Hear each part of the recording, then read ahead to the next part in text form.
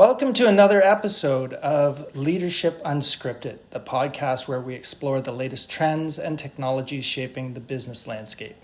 I'm Ian Giles. And I'm James McNabb. And today we'll be diving into workplace messaging platforms. Specifically, we'll be discussing whether platforms like Slack and Microsoft Teams are truly beneficial for efficiency and productivity, or if they come with their own set of challenges. To kick us off, I'd like to ask you, what is your experience with business messaging platforms? What have you used? Well, I mean, over the years, I'd say I've almost always had a messaging system in use. My first job, it was the MSN Messenger that everybody was using. And at my last job, it was Slack.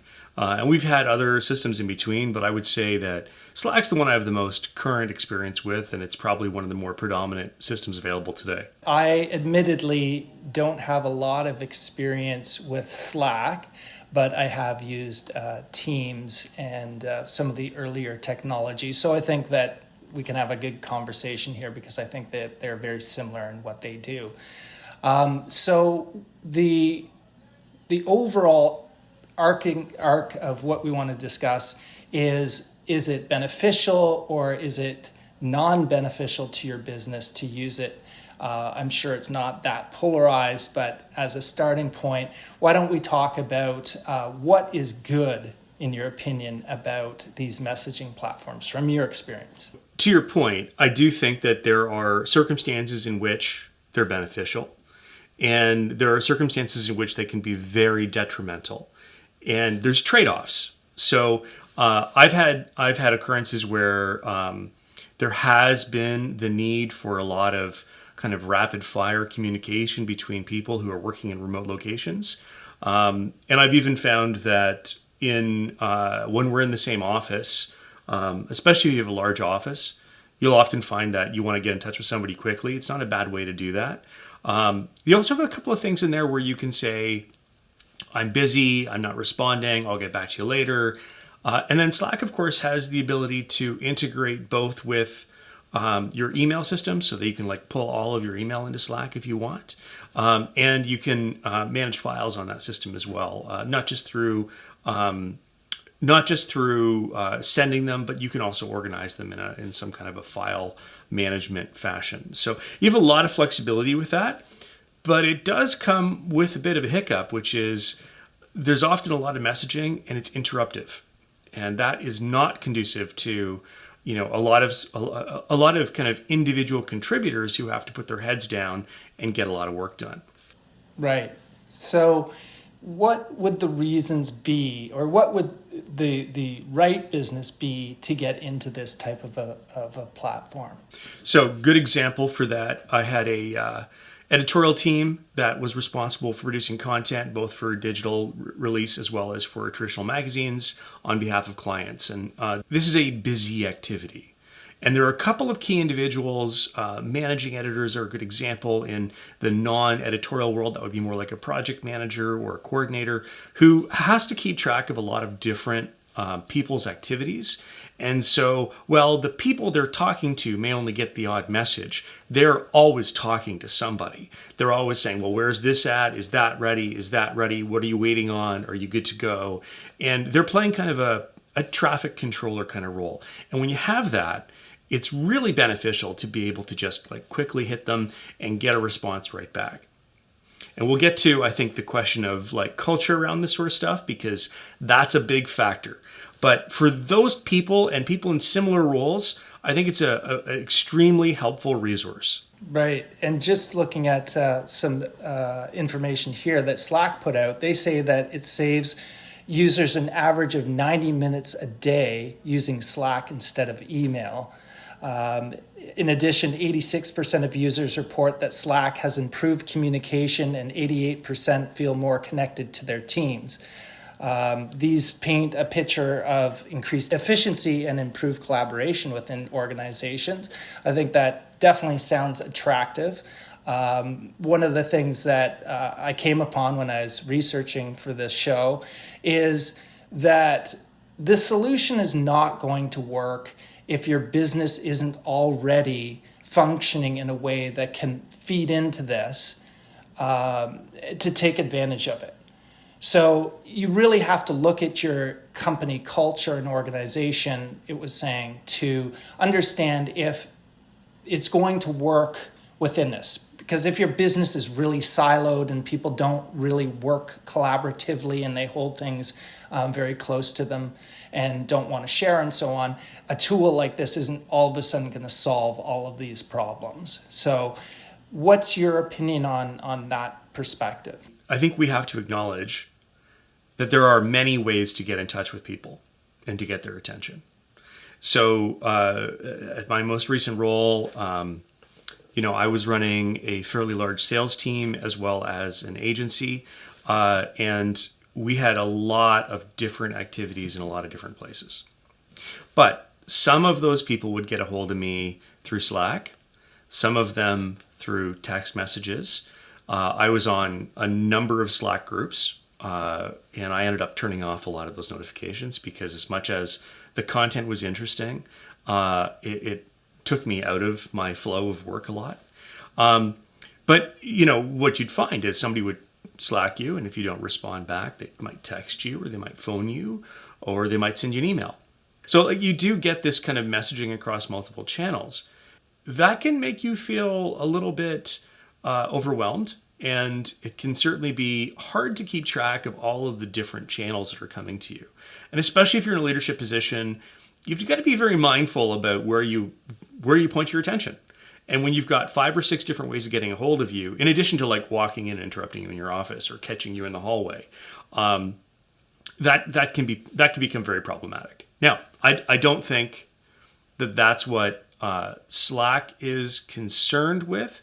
I am very interested, and I don't know if they really disclose this, and maybe or I'm not sure, how they came to the fact that they improved communication and or improved efficiency in the workplace by adding another messaging and file sharing system into the mix that also allows for the nice thing about it is you can have multiple people in a thread. You're not just texting one person, you're communicating with 5 or 6 or 10 or as many as you need to. You can be on groups. So if you've seen something exciting in the industry and you want to share it amongst the leadership in the company, or you want to share it with your sales team, you can do that very easily and effectively. And for those things, it's really, really useful. And that does improve communication.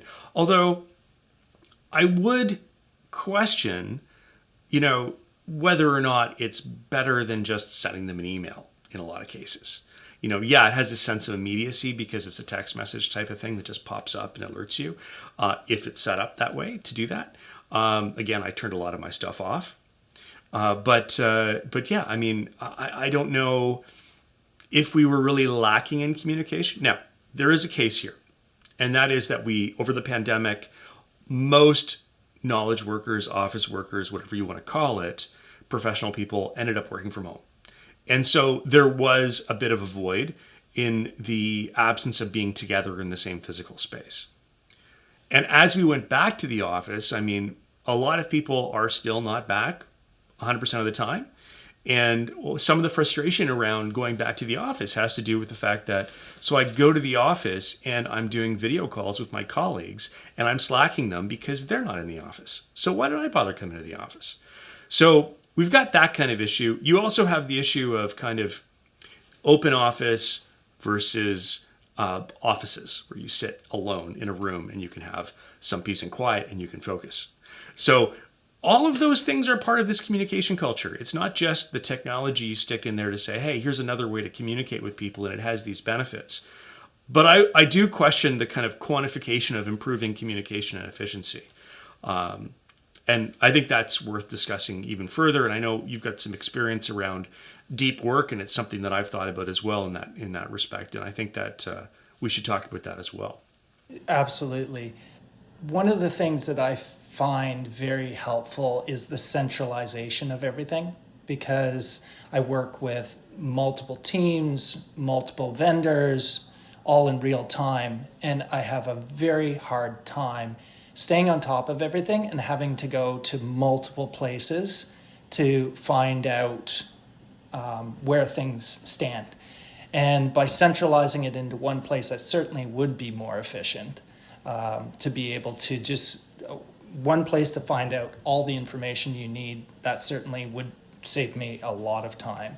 One of the things that I found in using Teams in the past was I had set up all of these tasks for people on my team and tried to keep it updated.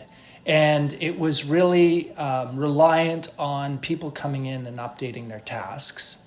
And they weren't. So it was great week one, and everybody was excited, and we went through it on our weekly meeting, and everything was up to date. And then from there on, every week, it became less and less updated. I was, too busy to update it. And then eventually it just didn't get updated at all.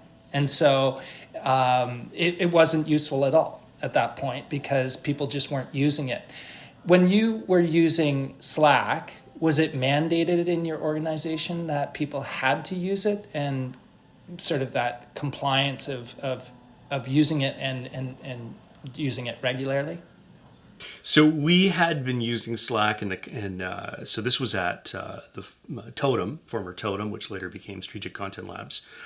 We'd been using it for quite some time, since around 2016, when we were owned by Yellow Pages. We might have actually had it before that, but at that period of time, we were all in the office, but we did have contributors all over the place, all over the world actually, that would communicate with and work with, and we did have some external teams that we dealt with and partners and so forth. And so it was really, really useful, again, for people creating content and creating and doing creative work in general, to be able to have those connections available to them very quickly and be able to share files back and forth and get feedback quickly. And like the timeliness of things is really, really helpful. We didn't use it as kind of a project management tool. I know Slack does have some of that functionality, but we tended to use a number of other applications that would care for that sort of thing. But there is a tax to using a system like Slack or Teams, as you point out, is there's a bunch of manual labor to keep it up and going. You've got to set it up, you've got to maintain it, and it has to be the single channel. At no point in the entire time we were using Slack did we ever demand that it was the only channel used. It sort of was there to replace kind of quick hits, and like instead of texting or phoning, you could just hit somebody on Slack and they get back to you. And that was useful for that purpose. By the time I was at my most recent role, I'd actually avoided joining Slack for a long, long period of time. It's just sort of like ignored it. And I got to a point where the amount of email coming into me, because we'd had some people who had been restructured out of the company and I was receiving all their emails, all of a sudden you're receiving huge amounts of email and the important message ends up on page 3 by the time you look at it. Right? And if you were to have an alert and look every time an email comes in, you'd be just watching emails roll in every 5 minutes.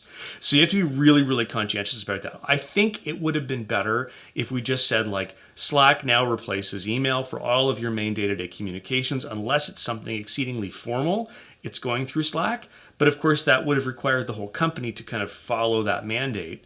And that was just not something that was ever actually done, which is unfortunate because I think it could have been a good solution for that. But again, there's always kind of maintenance and management to make these things work properly. When I worked in remote work, 100% remote work, and I was working with people all over the world, what would happen is your workday would become 24 hours. So, we had people in Russia, we had people in India, we had people in China, we had people all over. And so what I discovered was, Russia's probably 12 hours ahead of us. And so basically, you'd be having people talk to you and they're up and it's, 1 o'clock in the morning. And what could happen out of this is that they just don't respect that workday, right? That it's just spewing off to-do lists, at all hours of the day. And I think it's important to have that work-life balance, and that this potentially could be a problem. Did you find that at all when you were using the platform, or anybody that you worked with? We did have those problems. I mean, we did when I was at SJC. SJC acquired Assembly Digital, who was out in Victoria, BC. They were responsible for trafficking all of our digital ads across our web platforms, across all the brand sites, and so we would have to communicate with them on a regular basis. And of course, they were on a 3 hours difference. So even that on its own is a challenge. But frankly, I mean, I've had my old routine used to be I would be off in the UK or down to California for LA with different clients in those locations. And when I'm dealing with them, you have to deal with them because they're your clients. You're providing service when they need you. And if they need you at a time that's inconvenient for you, but you've seen your responsibilities, you stop what you're doing and you deal with the client. It's necessary. Same thing came up recently around the 4-day work week. I saw some material that was published about that. They tried to implement it. And what happened was the clients turned around and said, listen, if we're working, you're working. That's a pretty common problem. Yeah. And I think that the ease of this in terms of communicating to all parties on the team just make it so that it's going directly to you when it's updated. And so it potentially could, our natural reaction is to look at our phone, address it right away, and that could be at any hour. So I guess, again, it's a good thing and a bad thing. So one of the things that this can be a negative effect for is deep work. And so deep work, I think, was coined by author Cal Newport in his book, Deep Work. I myself have some specific experience with deep work because I worked for a company that was 100% remote, global organization. Everything was done through technology. I was hired through technology, tested through technology, onboarded through technology, managed through technology, and I worked with a team that was spread all over the world. But the company was in the coding business. And so from this perspective of coding, I think that's where Cal Newport's background came from, and the need to really focus for long, intense times. And he's really built a framework around this. He gets very specific on how many hour blocks you should work and how long you should take breaks for, and becomes very, very clinical about how this deep work operates. It is when you are focusing without distraction on a cognitively demanding task. The easy part of that is cognitively demanding. So you're working on something hard and you're thinking hard about it. The more demanding part of the definition is that you're doing this without distraction. Now, what I mean by that more technically is that you are doing this cognitively demanding work in the absence of context shifts. Now, a context shift is when you turn the focus of your attention from one cognitive context to another. It is the deep efforts that move the needle. I recommend the book to anybody because, I'm not a coder and I'm technical at a very high level, but I did enjoy that book because I think there's a lot of merits in there. And now with my job, I find it very hard to focus because I've got 1,000 things coming at me all at once from, all different partners. And it's like the complete opposite from deep work. It's complete chaos. And it's really hard. What I find is that I can't even remember something that I was doing, a half day ago, and I just let it slide because I'm so interrupted trying to keep up with the chain of things coming at me. Just in terms of a tool like this is what would scare me about a tool like this, is that if I'm trying to do deep work and that really entails like turning everything off, focusing 100% on one task for long periods of time, this sounds like it could be a real detriment to that. What's your thoughts on that, or even experience? Well, if you're a senior business leader, you've got responsibilities that include things like contracts and pitches. You've got to look after, multi-year business plans. You're often going to be writing reports or doing analysis and trying to present that to potentially like an executive leadership team. All of these things require a lot of attention and are best done in kind of a state of flow, and I think that's the deep work is very much like the state of flow where you're like, okay, I'm working on it. It's all live in my brain. Everything in my head, everything I'm thinking about is like in working memory. And the second that gets interrupted, it's gone and you got to get back into it. Right. So that state, the state of flow or the state of being in deep work is a very fragile state. And if you interrupt that, it's going to take quite a while to get back to where you were. You almost have to like rewind and then pass forward again and then pick it up again. I actually used to do that. If I was interrupted in the middle of like writing a proposal or writing a contract, I would go back a page and read my way through, and that would help me get back into it. And so you actually need to have tactics that you use to get you back to where you were in terms of your thought processes, what you were thinking about, the concerns you had, because especially with something like contracts, for example, you're always thinking about what are all the things that could, unlikely things, but the things that could go wrong, and how do we protect ourselves and potentially our clients from things like that.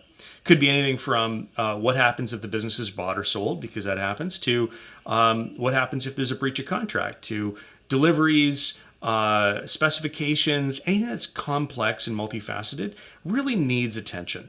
And if you interrupt that attention on a regular basis, it's a real problem. In preparation for this, I was looking for some of the studies that I'd seen come out over the last few years that kind of analyzed the amount of time that was wasted through interruptions. It kind of became not useful because we just simply had, there were just too many studies. There were plenty of studies out there that have looked at this problem from so many different angles, and they all come out to about the same thing. You waste about 20 to 30 minutes every time you're interrupted in the middle of something. So how many times do you want to interrupt somebody while they're working? Like how many hours out of like an 8-hour workday do you want to interrupt? Like 6 interruptions is 3 hours. As a leader, you've got a lot of responsibility. You need to look at a lot of things. You cannot not get things done. And so what ends up happening is that people end up having to do it after hours. Or they'll have to isolate themselves. They have to control those interruptions. And in some cases that's possible. In some cases it's not. It really depends on the environment you're in. So I'm really sensitive to systems that create a culture of interruptiveness in people's work. If you're a writer, if you're a designer, if you're an analyst, if you're writing contracts or any of that sort of stuff, you really just need to be able to be solitary and focused and do kind of sprints of work. Now, it's not like you're going to be working for 4 to 6 hours at a time. Sprints are usually good from an hour to 90 minutes, 60 to 90 minutes, and then take a 10-minute break and then come back to it. So that's kind of a good kind of pattern. And then that gives you a natural point to say, okay, have I received any messages? Are there any important emails? Is there anything going on that I need to pay attention to? Is somebody waiting to talk to me about something urgent? And you can do that, and then you can jump back in. But if you're like, 20 minutes into that 90-minute sprint and somebody interrupts you, I mean, you just really at that point, you just got into it. So you haven't just wasted 20 minutes or a half an hour. You've wasted 40 minutes to an hour because it's going to take you that long to get back into things. So I'm not a big fan of that sort of stuff. Yeah, and it suggests that maybe this is good for some roles and maybe not for others. So, like, I think that if you're in a role where you need to have focus, like if you're in creative, you're designing, artwork, or you're designing, you're copywriting, and you need to really focus, like as a writer, writing a book. These constant interruptions and losing, 20 to 30 minutes every time is just, it's fighting against what you need to do to be able to finish that project. So, that's something to consider too, is, who is using this and how is it going to affect their working experience. So it's definitely something to contemplate. The other thing that you made me think of too is just how culturally we've changed. The whole idea of an office with a closed door, is, so you're not interrupting people when you're on the phone and vice versa. They're not interrupting you when you're trying to do work.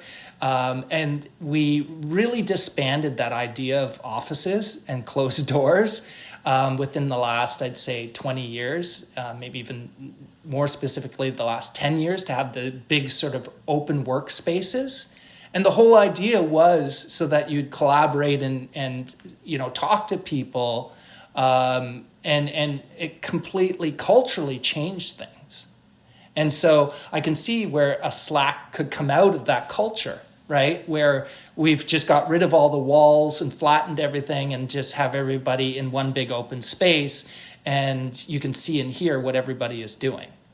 I mean, there is sort of a model for an office where it's an open workforce. It's very flat. There's not a lot of hierarchy. It's very collaborative. In principle, it's a meritocracy, so the best ideas are allowed to bubble up to the top.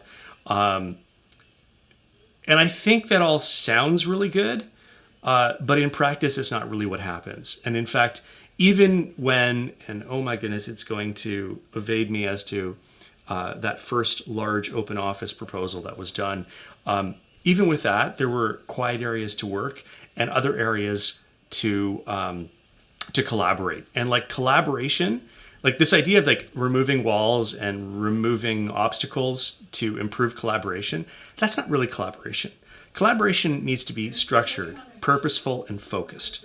And that's not. That's just a free-for-all. And I don't think that that's what we're going for. And I think in a lot of cases, we would still probably be better off with individual offices and open areas to meet. So you have both options. Like I can go in an office and I can work and I can focus and I get my stuff done. And then I can come out, and if there's, and maybe there's a time we've got scheduled to meet together, that would be useful. And that would be a great way to get stuff done. But the other thing is like the point of a closed office is that you can isolate yourself and focus. If you're in that office and it's closed and you want to isolate and your phone's ringing and people are texting and Slack's going off and somebody wants to hit you up on a Teams call and, you've got like the walls don't provide the isolation that they did in the pre-internet days. And really, I think the open office has kind of been a compatriot of the internet age where we have those active and immediate communications. And so the office no longer does what it used to do, which was isolate you. And so you could focus and work. And if it doesn't do that, well, guess what happened when everybody was on working from home? Maybe they had some household distractions. But if they needed to like just focus, they had peace and quiet and they could focus in a lot of cases.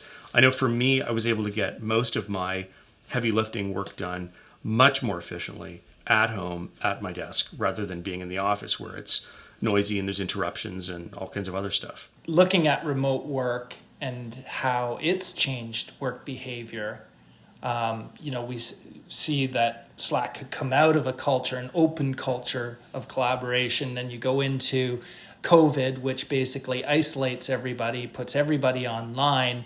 And then now, 3 years later, how it's a mix of the two. I mean, I work in an open area with probably 30 to 50 other colleagues. And it's funny because when we have meetings, and all of them have a WebEx component because there's still people off-site and people on-site. But ironically, it even happened to me today where colleagues that sit a row over, we were having a conversation on WebEx versus going to a boardroom right across the hall and sitting there. And I remember going around to people and saying, hey, do you want to join the meeting in person? They're like, no, I'm good here at my desk.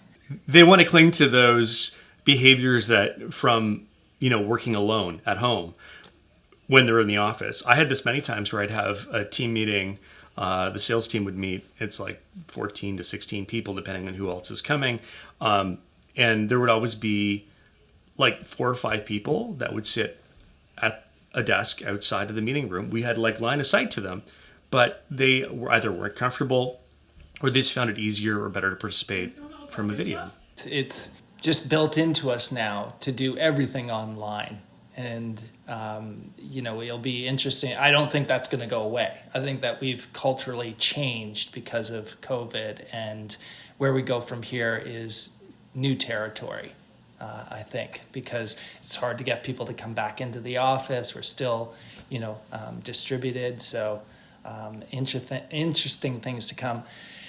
In this, with this collaboration and remote work, is always the issue of security.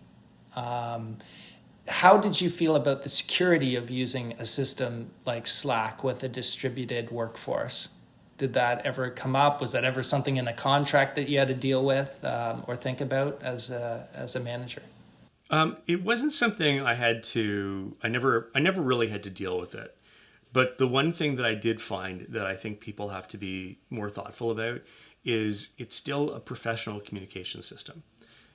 Administrators can still access and see what you need. I know Slack does have some controls, but most of these systems will give an administrator the ability to look at messages. So anything you type in there is not private. So in my mind, like any communication within the office, whether it's Slack, email, text, or whatever, I mean, even if it's on your phone and you have to, and the office is paying for your service or something like that, they do have a certain right to that. You don't really have privacy. And if you get to the point of fighting with your office about whether or not your communications within the office to other colleagues are private, I think you've got bigger problems, frankly. But that's very much an issue in my mind, is that people start to use these tools that feel like personal tools. They feel like social media tools. They're similar to the same tools you'd use to talk to your friends or your spouse or your kids or something like that. And you're using it in the office. Not everybody takes that as seriously as they should. And so it's less an issue, I think, about privacy, say, trade secrets or pricing and communications and stuff that you wouldn't want being in public. That's not really a big issue. I mean, yeah, there's probably some information there that if it were to leak out, it could be used by competitors to your disadvantage. If you're in a high technology company, then I would be much more careful about that. Like, I've worked primarily in marketing and media. And so, our trade secrets are like, how we do certain things. How we price certain things. Those become the big issues, the kind of work that's going on internal versus what we expose to our clients. Because, there's a professionalism with the clients, and that sometimes that doesn't exist behind the curtain. So those sorts of things become more challenging in some ways. And I think, I do think it's nice to have a division between kind of like what's personal and casual and what are the techniques that are used there versus what's professional communication and what should that be like. I mean, in many ways, email, despite the volume of spam that comes into your inbox, I mean, I think I've got 120,000 unread emails on my phone. Email itself has really taken the place of a letter. If I send you an email, it's formal. And it's also, and this is the other really important aspect of this, especially as it affects flow or deep work, what is the culture of response to that? So if I phone you and you pick up, we talk and we're done, right? If I phone you and we don't talk, I can leave you a message. Maybe you can get back to me or something like that. So it's either synchronous or asynchronous, right? Something like a phone call is generally when you get the connection, it's a synchronous communication. You have the conversation, you go. Slack, Teams, etc., text, and email all fall in different categories. Email's generally not the sort of thing where there's an urgent response requested. If it's urgent, don't send an email, call them, get them on some other messaging system. But if you have a culture in your office where the expectation is that people respond right away all the time, that drives more interruptions. Oh, I got a text message. I have to get back to that person. Or I got a Slack message. If I don't get back to them, they're going to wonder what I'm up to or whether I've got my work done. And you're starting to worry about those sorts of things. And so things that really are technically can be asynchronous, you get a culture of synchronicity, which is I want immediate responses on everything. And I don't necessarily think that's beneficial because you could spend your whole day just responding to other people's stuff. And if that's your job, because you're organizing and managing those people, fine. But in a lot of cases, it's not that helpful to be, you could spend all your time doing that and never get to the real meat of the work you're responsible for. So again, there's that balance of if you really need to have, intense work periods or sprints and flow, then this sort of kind of culture of synchronous interruption is really detrimental. And I have a really good manager who gave me a really good insight that I think fits into this. And it's how unclear language is when you're communicating through an email or through a text or something like that. And, specifically through email, how much time you can lose. So you respond, you send somebody an email, and you've got to wait for that response. And B, there might be 5 emails that go back and forth because it's unclear, and you can waste so much time trying to communicate that way. And I think it's probably the same in Slack because it's still text-based, mostly. I'm sure there's other ways you can communicate with people, but tell me if I'm wrong, that people aren't using text mainly to communicate through the platform. So, where this platform is supposed to increase efficiency, it might be easier to pick up a phone and actually talk to, or go talk to somebody face to face, versus doing this through some sort of text communication because it's not clear.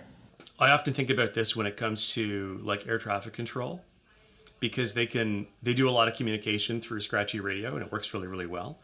And they also communicate a lot of stuff essentially by text. It's through a airline-based system.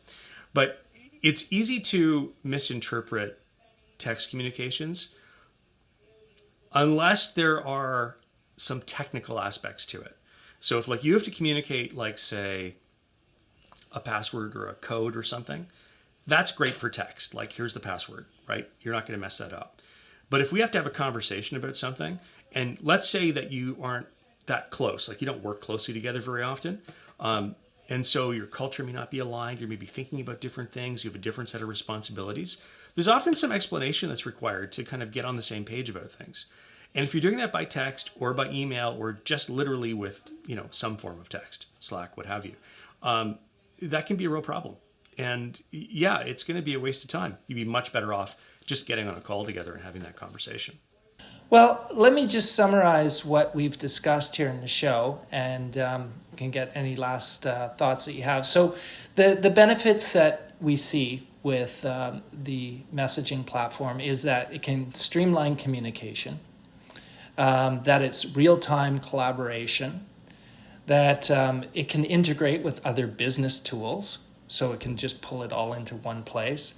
It can improve the organization, so to make the organization more profitable by being more efficient and productive. And there's considerable time savings in this, as we said, compared to doing things through email, doing things this way. There's also enhanced connectivity, so feeling more connected to teams, and that they're customizable notifications. So you do have some ability to edit how much information that you do get. I do think that there's a couple of things that are really important to think about as you're managing a business and considering these applications. One of them is, what's your culture in terms of allowing people to work, and whether you say, hey, mornings are for deep work and afternoons are for meetings or something like that. That's really important to get that balance right. You also have to weigh the cost of interruptions. If somebody's wasting 20% of their day, say 2 hours, that over you're getting 1 day less of work done that week because of interruptions. Right? So if you're losing a couple hours every day from 6 interruptions. It may not always be like that, but there is a cost in productivity to enabling interruptions, and there's definitely a cost of cleanly ensuring proper communication across your company when you have too many different channels. I do think that something you mentioned earlier, aligning on here's our primary communications platform for our company, this is how we communicate. Or you pick up the phone, don't text them, don't send them messages on email if it's a short thing. If you use your channels purposefully, I think it can be okay. But you have to be very mindful that you should never just say, oh yeah, my company needs to have a communications platform, and just do it without thinking through some of those other implications. I frankly, I think those other implications are expensive and rarely considered when people look at these things seriously. Well, I want to thank you again for another great chat on Leadership Unscripted. I encourage everyone out there in the audience, if you think anyone you know would find our show interesting, please share this with them. We'd love to engage with the audience and hear your point of view. So as a message platform user or somebody looking at it, please let us know in the comments what you think and other things we could explore on this topic in other episodes. So thank you very much, and we'll see you next week.